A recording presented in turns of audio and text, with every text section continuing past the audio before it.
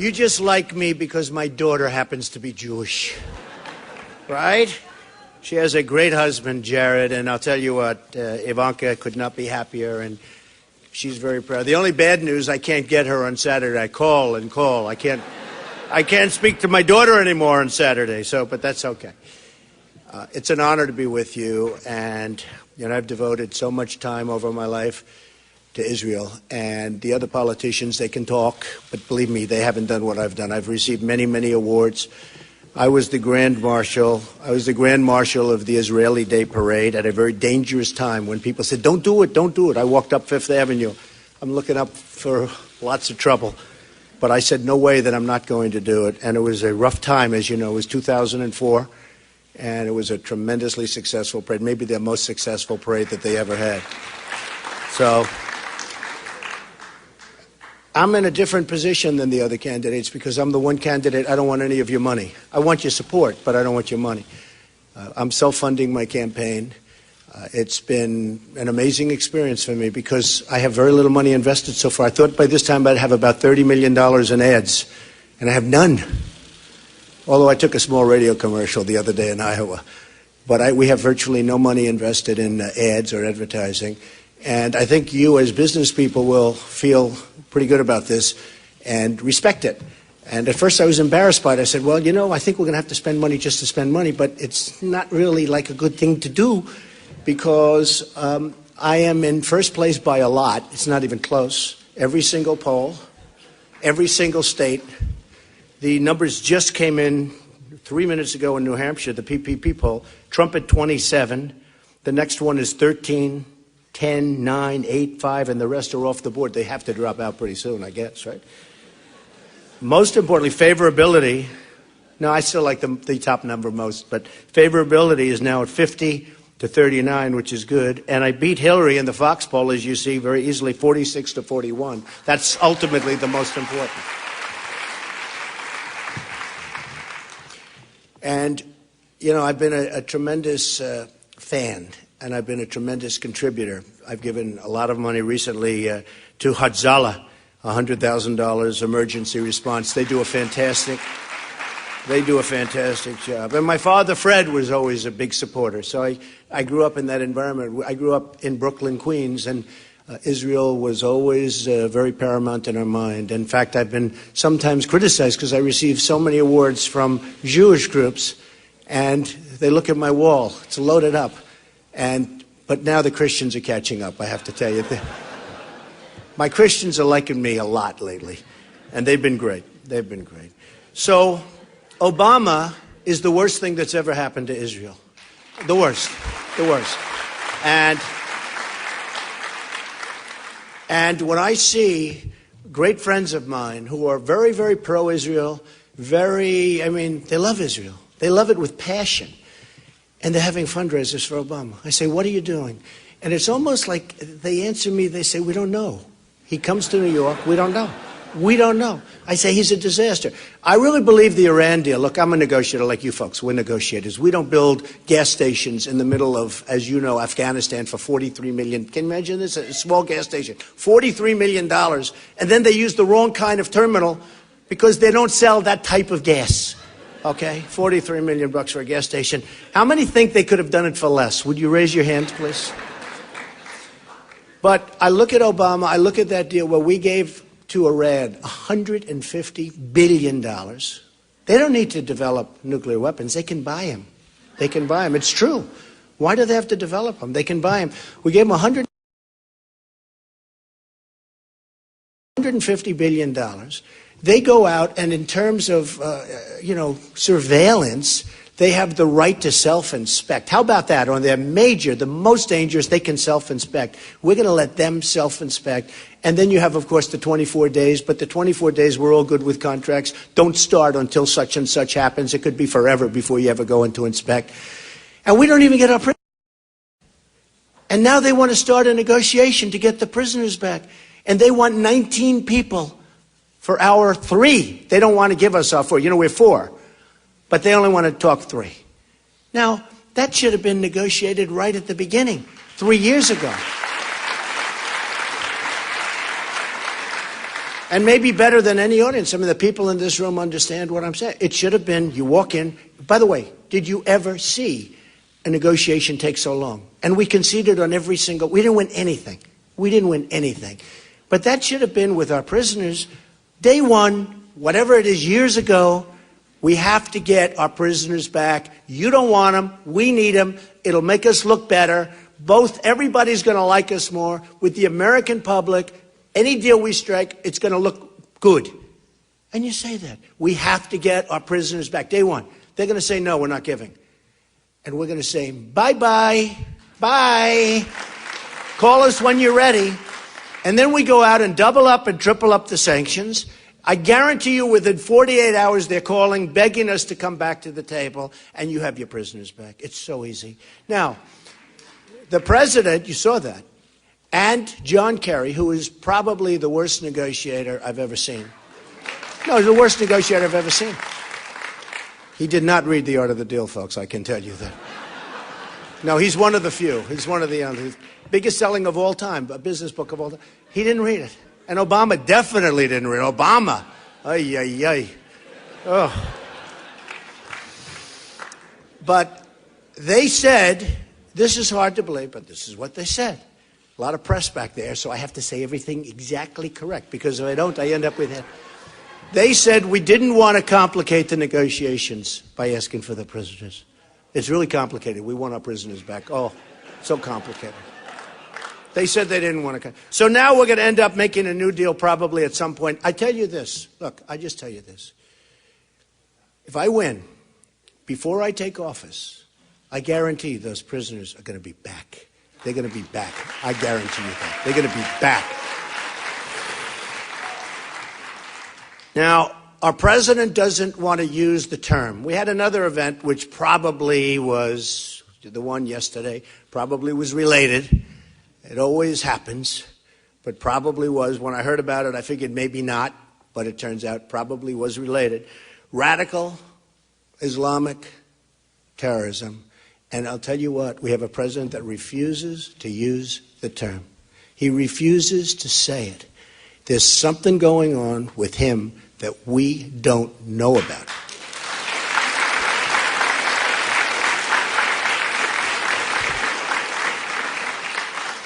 Now, as far as Hillary is concerned, she's got to go with what he wants. She shouldn't be allowed to run.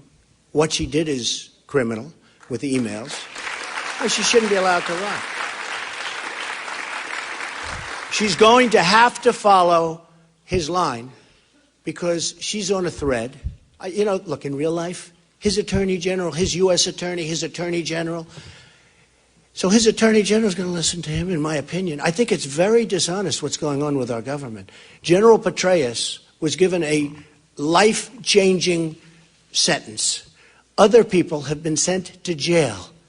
Petraeus was, essentially, look, I don't want to get into it with the poor guy. What he went, for nothing compared to what she did. For nothing. For 5% of what she did.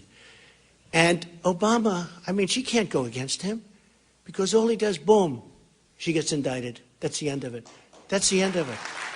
So when you see Hillary backing up virtually everything he says, and he's got control of her, it's just total control. But I'll tell you what, she shouldn't be allowed to run. What she did was a criminal act. And remember, this is a 6-year, you have a 6-year statute of limitations. So she's fighting for her life. If she doesn't become president, she could have a real problem. Does that make any sense to anybody? Huh? Does that make sense to anybody? Because what she did was just wrong, okay? And, she's been involved in corruption her whole life, whether it's Whitewater. Her whole life is corruption. She was a horrible Secretary of State. She did a horrible job. Other than travel a lot, she traveled a lot, nothing ever got done. The world blew up around her. It blew up. 500 to 600 calls and emails and everything from our ambassador asking for help, and she didn't respond. The truth is she doesn't have the strength or the energy. She responded to her friends. You know the friends we're talking about. Some of those friends are, sort of an interesting friend going on there. But she responded. Yeah, you get that, right? A lot of people don't get that. But she responded to a friend, but she doesn't respond to an ambassador that's asking for help. Hundreds of requests, and she doesn't respond. Now remember this, I go every night up someplace. I mean, yesterday I was in Manassas, Virginia. We had an unbelievable crowd. The other day I was in Florida. We had 12,000 people in Sarasota at 12 o'clock in the afternoon with the football games going on. 12,000 people. The convention center held 5,000. So we had thousands outside. I made a speech outside. I made 2 speeches. I had to do 2 speeches. I said, you can't get me a larger convention center so I can do 1 speech? My people said, no, this is the biggest one. We set a record, a big record. We set a record everywhere. In one of the centers, we beat the record of Elton John. It's true. Elton John. I'm no longer competing with politicians. I'm competing with musical talent. One of the great musicians said, you get the largest crowds of any single human being on earth without a guitar, meaning who doesn't count on music. So it's true. We've had tremendous response. We've had incredible response. And I think, you know, if you look at what's going on, and I think based on the response, based on the polls, I don't want your money, therefore you're probably not going to support me, because stupidly you want to give money. Trump doesn't want money. Therefore we can't, even though he's better than all these guys, even though he's going to do more for Israel than anybody else, even though Bibi Netanyahu asked me to do a commercial for him, and I did, and he won his race, so I was very happy about that. But he asked me to do a commercial.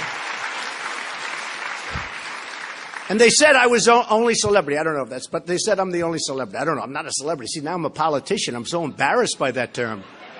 You know, my whole life I've been a businessman, I've been a developer, I've been somebody, I've employed tens of thousands of people over my lifetime.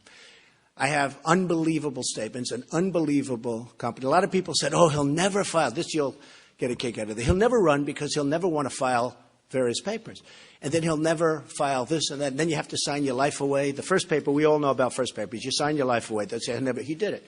Then they say, well, he'll never sign and he'll never file his financials because who knows, maybe he's not as rich as people think. So I filed my financials, almost 100 pages, the biggest ever filed by the federal elections. And everybody said, oh my, he's much bigger, much stronger, and holy mackerel, look at these numbers. And what they don't know, if I didn't run, I probably would have filed anyway because I built a great company. And I like to brag about it whenever possible. It's true.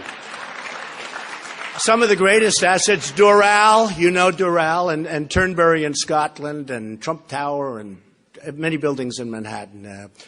Just many buildings. Bank of America building in San Francisco with a great partner, and so many other buildings and things. And it's just a much bigger, much stronger. And the reason I bring that up is because that's the kind of thinking we need. And I don't bring it up as braggadocio. I bring it up because that's the kind of thinking we need in this country to bring us back. We have people that don't know the first thing about the word negotiation. I can take anybody in this office, believe me, and they're better than Obama, and they're better than Kerry, and they're better than the foolish people. The foolish people.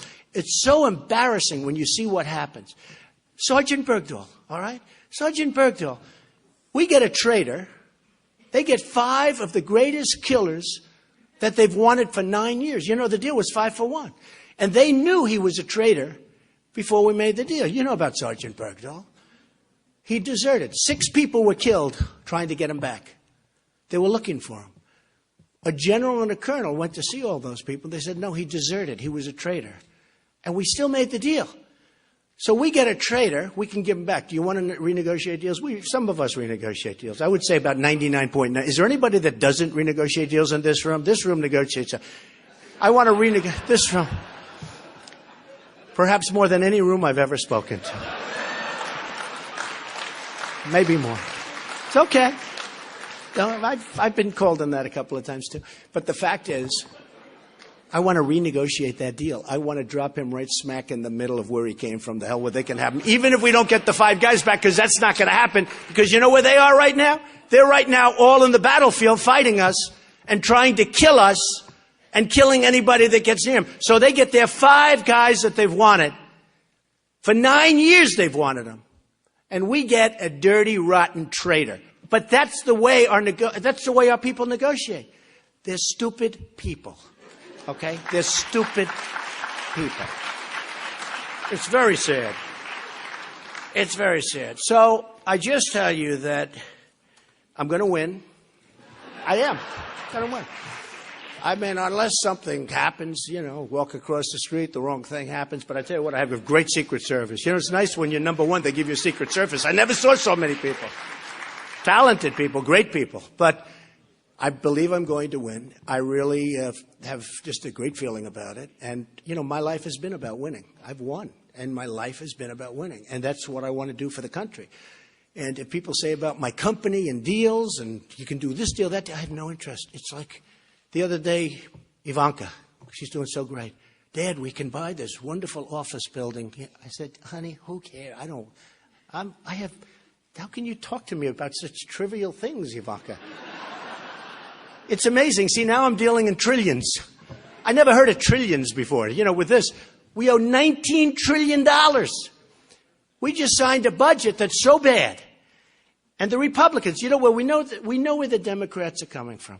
But these Republican politicians, they go to Washington, and they're going to end Obamacare, which I'm doing, by the way. I'm terminating. It's going to be repealed and replaced with something much better. But they go to Washington, and they're going to do this, and they're going to do budgets. Like, I heard the guy before me, we're going to work in the budget.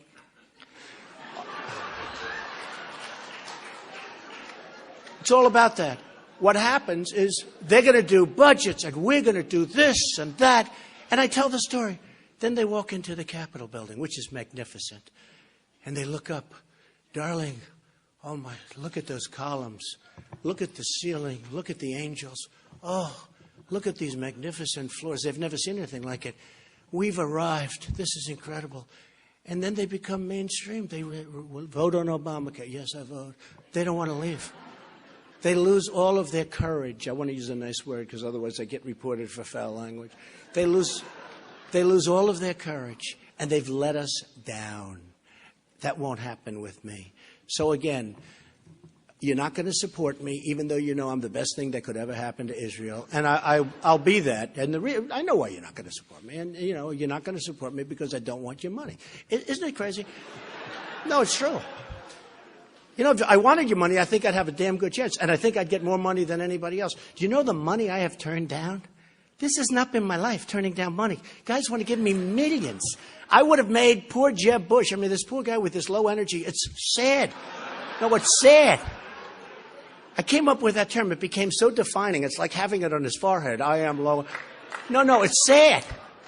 He raised $125 million, which means he's controlled totally controlled by the people that gave him the money. That's why you don't want to give me money, okay? But that's okay. You want to control your own politician. That's fine. Good. But I will think about that, folks. Don't worry about it. I understand. Hey, 5 months ago, I was with you. Who was better than me? Who is better than me? I gave $350,000 to the Republican Governors Association. I never even got a letter of thank you. It's true. $350,000. I didn't receive one letter, not one letter from one governor. Stupid. The good thing is I don't give any. Why would I give any more? You don't get a thank you letter? Politicians, remember this, politicians forget. Politicians generally aren't competent. And the one thing they are good at is getting elected. And that's what you're going to end up having. But I would love your support, but I don't want your money, and I appreciate it. Now let's take some questions, okay? Good.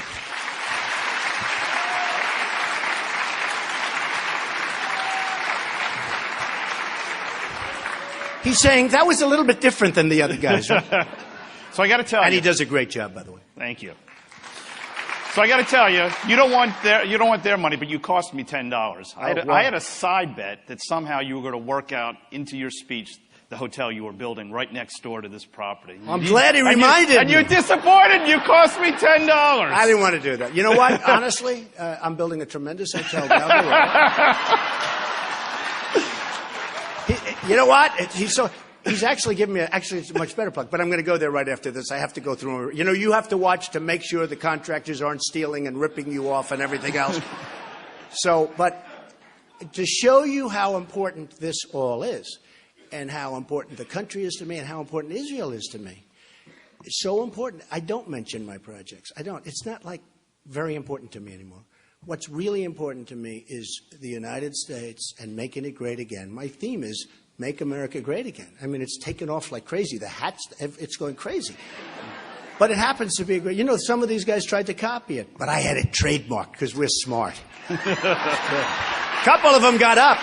No, they see, I was making a speech and everybody stood up, make America great again. They started to copy, but nobody stood up for them. But we sent them a little notice. Don't use that term, we're trademarked. Can you imagine? I got the approval. But we're building a great hotel down the road. I hope you all stay, and it's going to be wonderful. Come on, let's go get a couple of questions. Let's turn serious for a second. Yesterday you gave some interviews, you made a speech in Manassas talking about an upcoming trip that you're going to make to Israel. Right. You also talked about how you wanted to raise some questions regarding, when in talking about the Israeli-Palestinian issue, you raised some questions about Israel's commitment to peace that I'd love for you to yeah. Well, I raised questions. And you said Israel's going to have to make some tough sacrifices. Yeah. So to that group, to this group here, those tough sacrifices, does that mean return to the 67 borders, dividing Jerusalem? What does that mean to you? I'll tell you exactly. So I was interviewed yesterday by a whole group of reporters from AP, and they did a very good job, very fair story. And one of the questions was about Israel and the Palestinians, what's going to happen. I said, I use that as an example of some deals that are maybe the hardest deal ever in history to make of any deal. Can we think of any time? We all have tough deals, right? You know, we have some good. Some, is that Sam? How are you, Sam? Good man. Good man. Very nice to see you. I know everybody in this audience. But I said, people are going to have to make sacrifices one way or the other. I believe, because I'm a deal maker, I believe that I can put both sides together. But I said it'll take 6 months. At the end of 6 months, and maybe sooner, because, you know, with us, we have a deal instinct, a lot of us.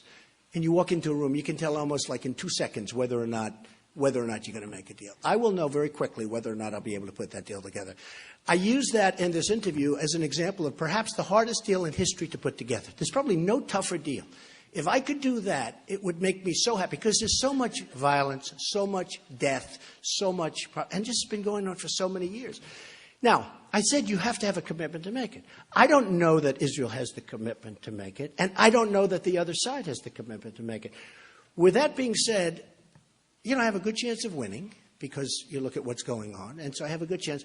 I don't like to, as a deal maker, give away a lot of cards by talking about how I feel about this or that. I'd rather save it for that moment when you walk into the room. I don't want one side or the other saying, look, I think people know where I stand, okay? But wouldn't it be great if they could make a deal? But a lasting deal, a real deal, not a phony deal that's going to last a week and then bad things start happening again. I'd love to, and I will give it. You know, Obama's, as you know, he said it won't happen during my, meaning he gave up on this before he even started. But I think it would be a great thing for Israel. I think it would be a great thing, actually, for both sides, if a real deal could be made. And I'm going to give it my best. I'm a great deal maker. That's what I do. I made a lot of money. I'm going to give it my best. It would be great if that deal could be made. Okay? Let me go one point, because President Bush wrote a letter to Prime Minister Sharon in which he basically said the U.S. position wasn't going to be to force Israel back to 67 borders. The Obama administration... By the way, Israel has given a lot. They have. And a lot of people don't know that. I think the public relations for Israel hasn't been so great, because Israel's given a lot, but hasn't been given a lot of credit for what they've given. And I don't know if you agree with that.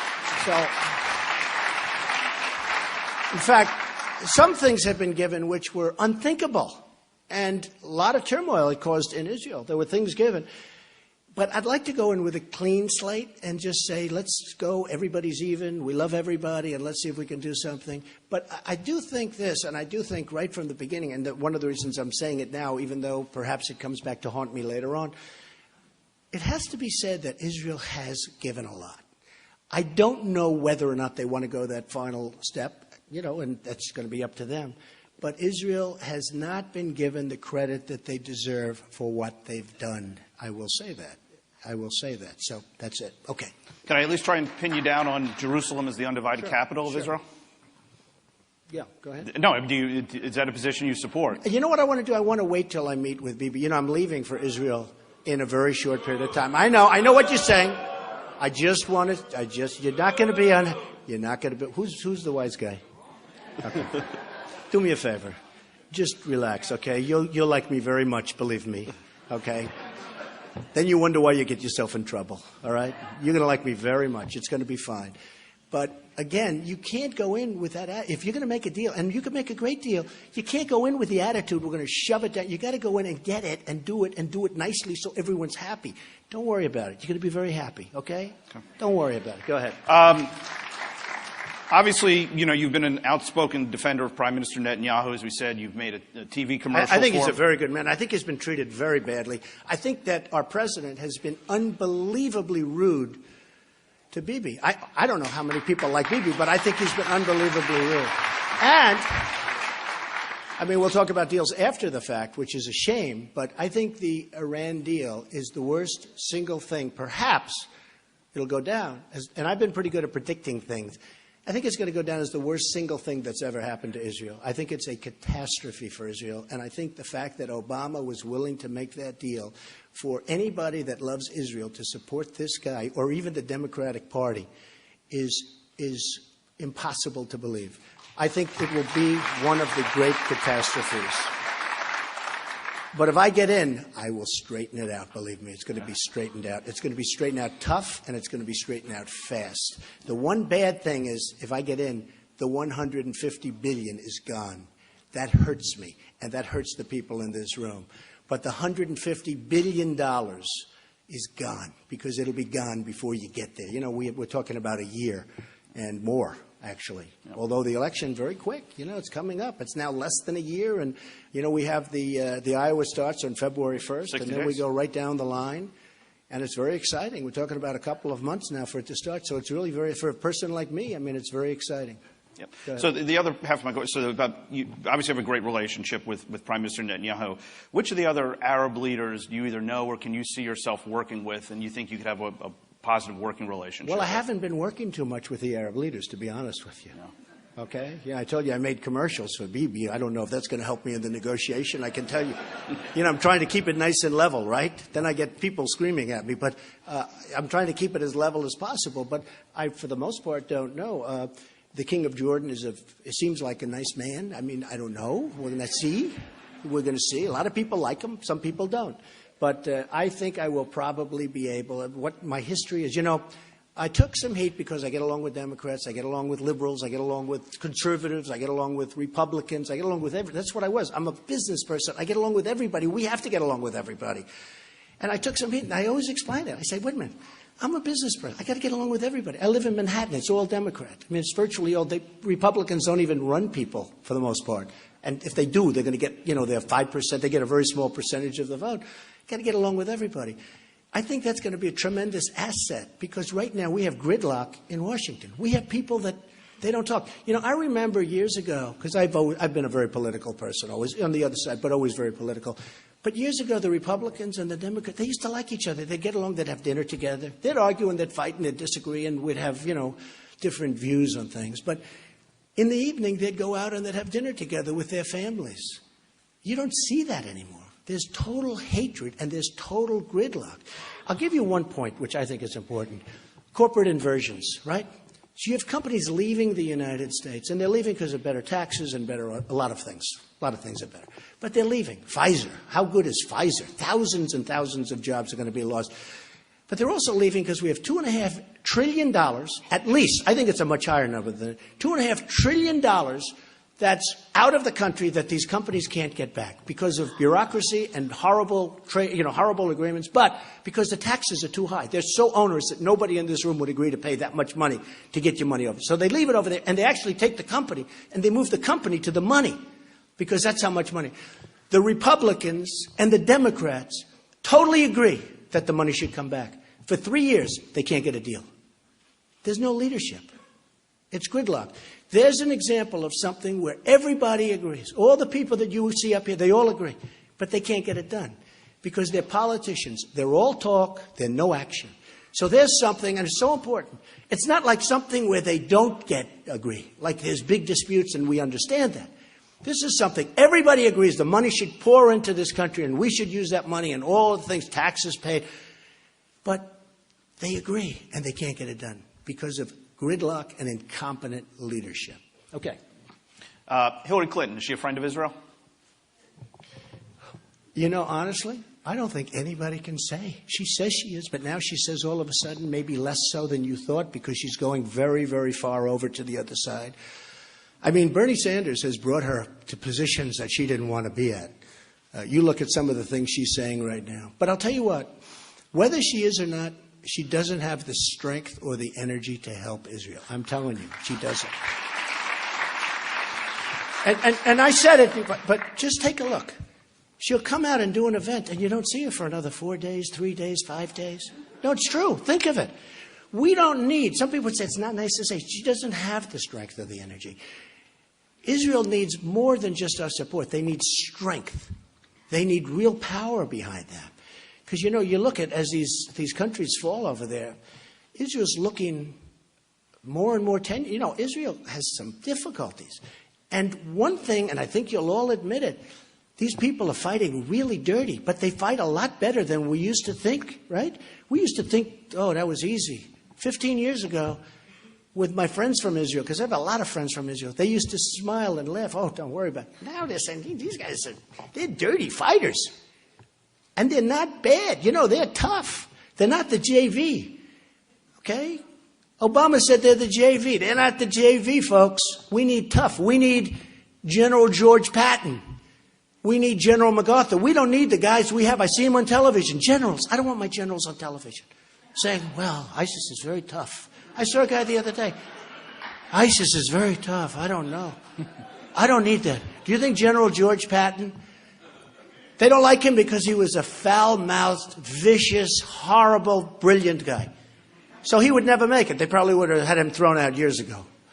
But we need Patton. We need a genius like MacArthur. And we have those people. We have those people. I'll find that person. But we're going to knock the crap out of them. I'll tell you what, we're going to win. We're going to win. We're going to win. All right, go ahead. Yeah. We're out of time, but last question. Rank and order, as you see it, the greatest challenges facing the United States. Russia, China, radical Islam. Well, I think radical Islam right now is, and I feel that's the greatest. And again, we have a president who refuses to use the term, but radical Islam is, I'll tell you the one thing I know isn't, is global warming. That's the one thing. No. That's the one thing I know isn't. I mean, we have a guy that just the other day said that, here they want to blow it. This was right after Paris. They want to blow our cities up. They want to destroy our civilization. And he's worried about global warming, which a lot of people think is a hoax. Hey, by the way, I won so many environmental awards. Shockingly. No, it's true. And you know what I do? I want really immaculate air. I want clean, crystal water. I want a lot of things. Okay? I want a lot of things. But global warming, do you notice they changed the name? We go global warming, they go climate change, they go now it's sort of, I hear a lot of extreme weather. How can you miss with extreme weather, right? If it's cold, it's okay. If it's hot, it's okay. If it's windy, if it's hot, if you have to, everything's extreme. So now they use extreme weather. It is a disgrace what's going on. And to have this man embarrass us by standing up and saying that global warming is our biggest threat, we got to get him out so fast. And thank goodness we only have a year left. Thank you. Thank you very much, everybody. Thank you. Thank you. Thank you. Thank you, man. Thank you. Thank you. We will make America great again.